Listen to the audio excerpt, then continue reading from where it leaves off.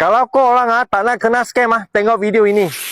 Saya ada satu kawan dia tanya saya, Toyota Wish 8,000 boleh beli tak? Kerana sangat-sangat murah.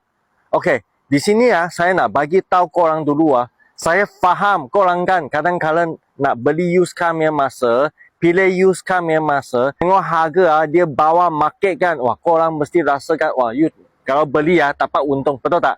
Saya pun faham kalau korang rasa kalau beli murah sikit kan, korang boleh dapat jimat. Saya pun sangat faham korang kan kalau sudah beli kan, korang akan rasakan sekarang ekonomi tak baik kan. So saya nak cari satu kereta yang murah-murah sikit kan. Boleh janji ada transport boleh jalan tak apalah. Ada sikit-sikit accident dia jual harga murah sikit pun tak apalah. Saya pun faham ini semua. Okay. So di sini saya nak bagi korang tahu kalau kamu bayar kan boleh dapat kereta. Itu kereta tak berapa cantik pun tak ada apa-apa isu tau. Kerana janji ada kereta faham tak? Sekarang ini adalah case scammer. Yang saya ini kawan kan, dia tanya saya ini kereta 8,000 Toyota Wish. Okay, saya tanya dia, ini info dia dapat dari mana? So sekarang saya akan bagi korang tengoklah.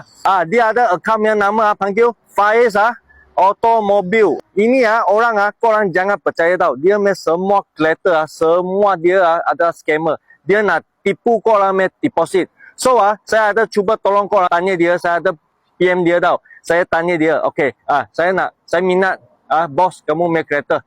Mana boleh beli?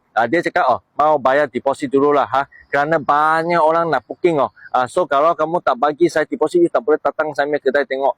So saya tanya dia, okey, you punya kedai mana? Dia memang ada bagi saya itu lokasi tau.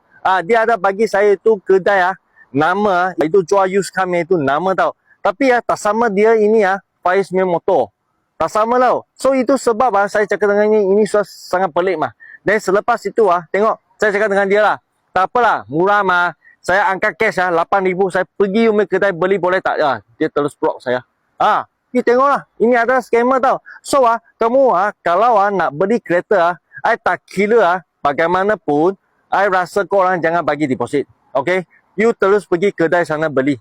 You terus pergi kedai sana, tengok dalam mata korang. Tengok baik-baik. Memang ada kereta ini, ada gelar, korang baru beli. Faham tak? So, I tahu banyak orang kan, maybe sudah kena scam. So, saya buat ini video kan, bagi nasihat korang kalau ada masalah ini, okay, kalau ada masalah, semua orang you nak beli barang, dia mau panggil kamu bayar deposit dulu kan. Jangan beli Ini 100% scammer. Okay, so kalau korang rasa ini info sangat penting, tolong saya kongsikan kepada kawan-kawan. Elakkan kena scam. Okay, jangan lupa follow saya, like dengan share.